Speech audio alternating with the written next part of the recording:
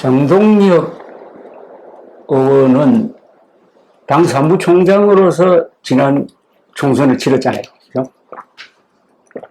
그때도 여러 가지 선관위의 요구사항이 많아가지고 선관위에서 좀 어떻게 보면 반발한 적이 있는데, 결국 지난 총선도 국민의힘이 하자는 대로 했는데도 지난 총선이 부정선거라고 믿는 사람이 바로 윤석열 대통령 아닙니까?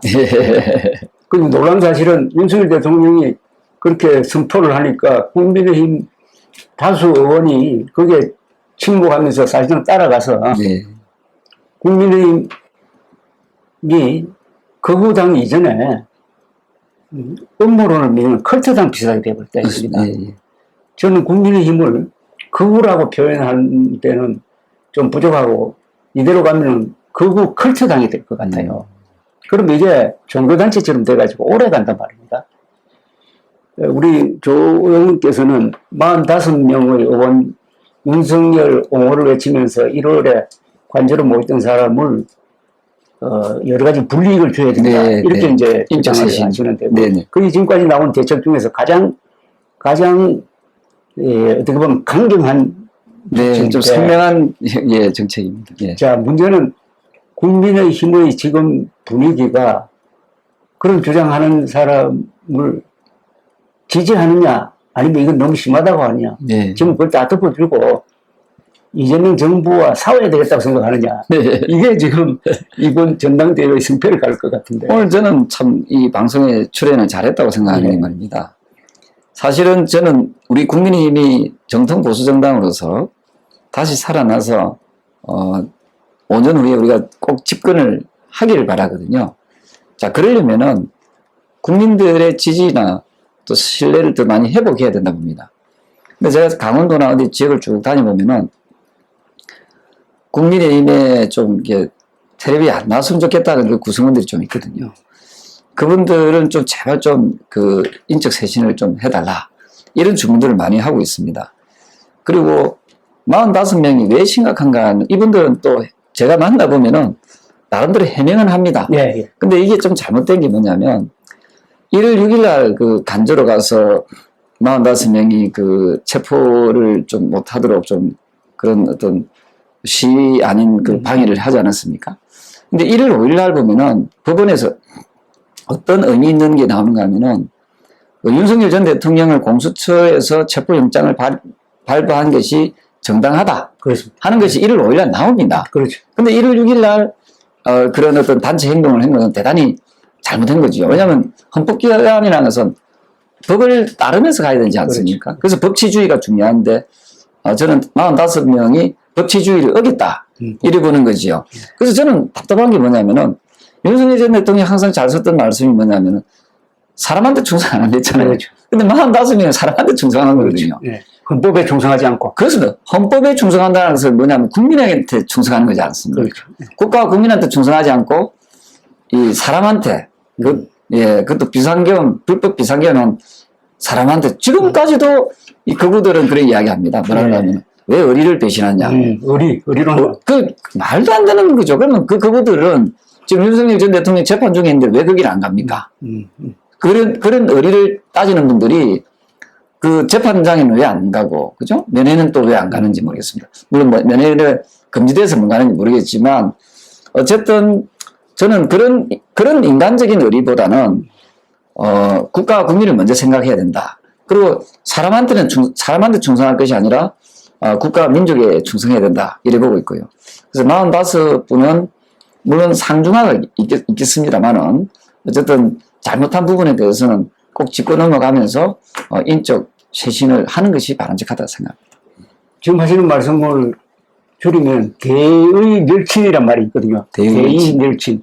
큰 큰 정의를 세우기 위해서는 친한 것을 맞습니다. 다 무시해버려야 된다. 그게 이제 어떻게 보면 공덕심인데, 지금 말씀하신 대로 한다면은 자꾸 아마 변절자라는 말을 많이 들으실 거고, 배신자라는 말을 많이 들으실 것 같은데, 배신자는 누가 배신자냐 하면은 윤석열 씨가 배신자죠.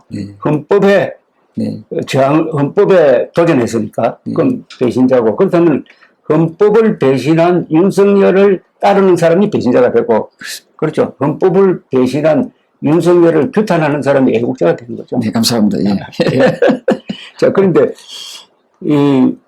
지금 돌아가는 상황은 일반 여론과 국민의힘 지지자 또는 국민의힘 당원들의 여론이 너무나 달라가지고 어떻게 보면 큰 여론의 바다가 있다면은 국민의힘 지지층은 이 외딴섬이 되어버린 것 같아요.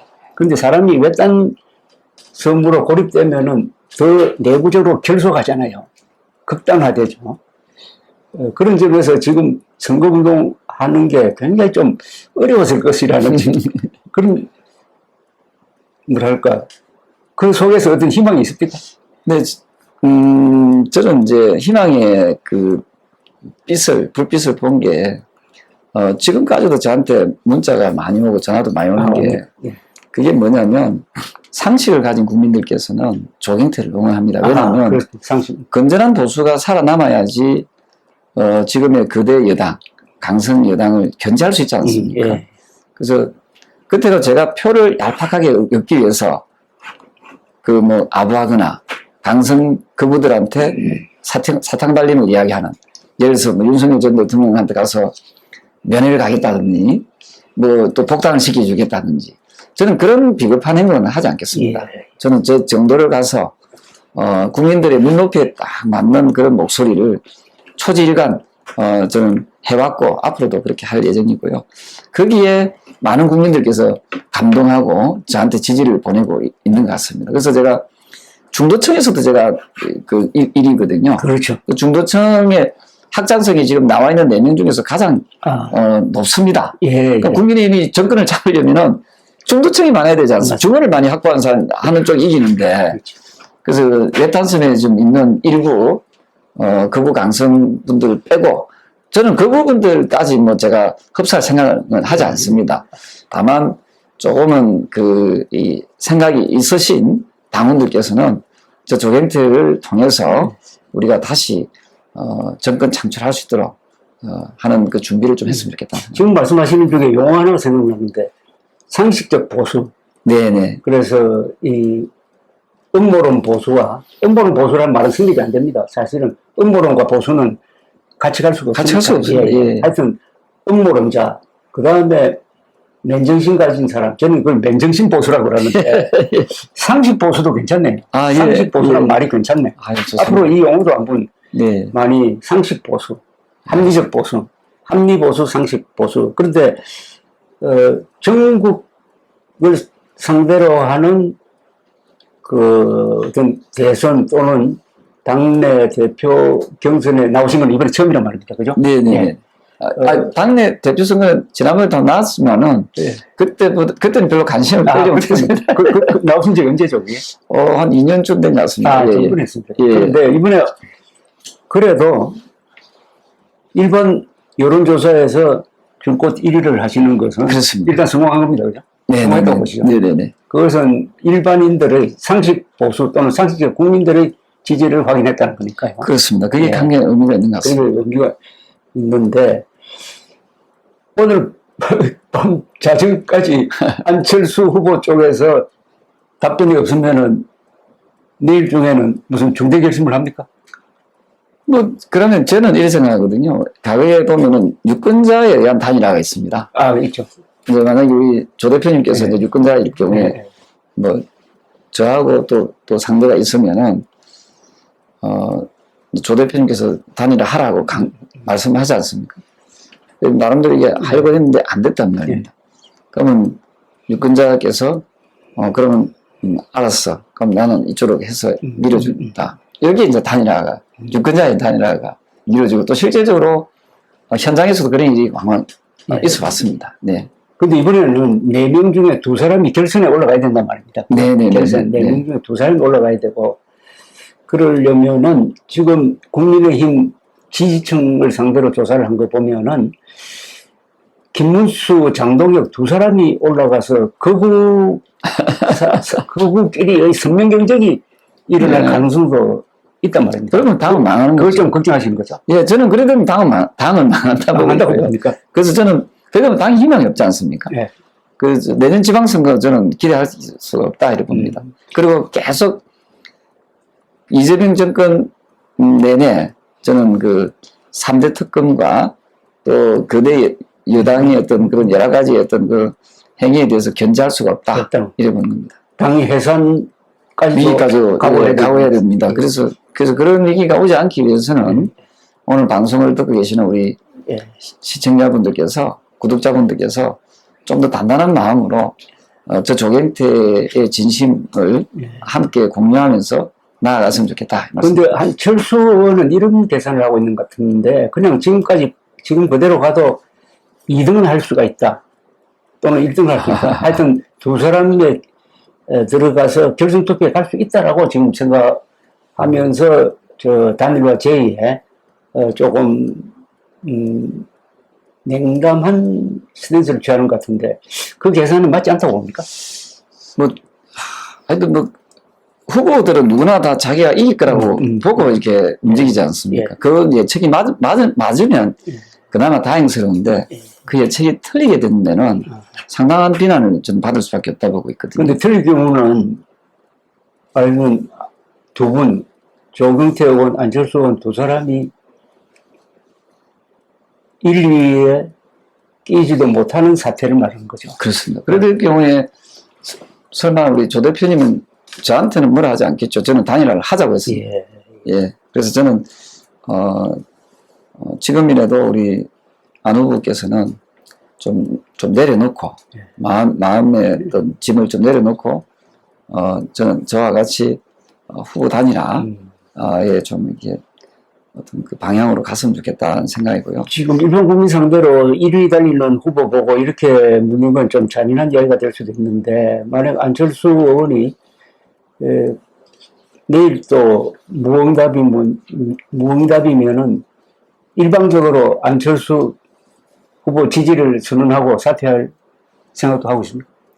그까지는 너무 잔인한 질문인 것 같습니다. 왜냐하면 1위 후보한테 물을 그건 예의는 아닌 것 같습니다. 제가 그까지 고민을 조 대표님 그까지 고민하는 것은 어쩌면 국민에 대한 좀 예의가 아니지 않을까.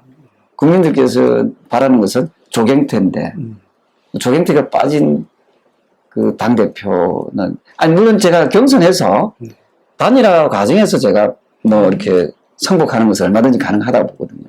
근데 1위 후보가 갑자기 빠지는 것은 모양새가 그렇게 좋아 보진 않는 것 같습니다. 저한테 문자가 왔는데 사퇴하는 사람이 이긴 거다. 이런 문자가 와 있더라고요. 자, 그런데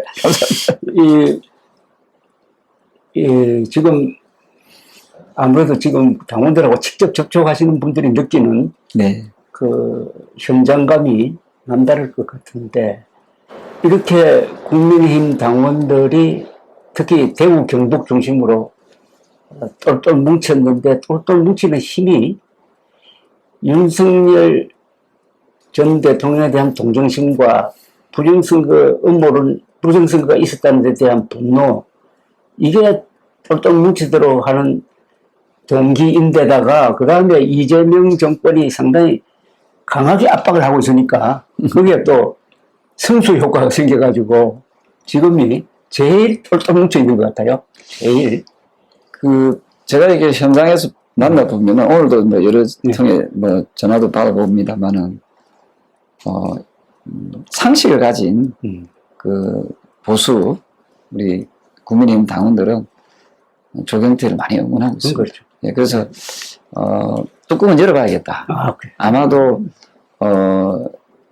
세상이 깜짝 놀랄 수 있는 그런 일도 배제할 수 없다. 왜냐면 제가 지금 보면 여론조사 보면은 국민의힘을 지지한다는 분들 속에 보면 실제로 당은 또 몇 프로 안 되거든요. 당원이라고. 그렇죠. 예. 국민의힘을 지지한다는 분들은 주로 강성 지지층들이 많이 그 여론조사에 응했을 가능성이 많고요.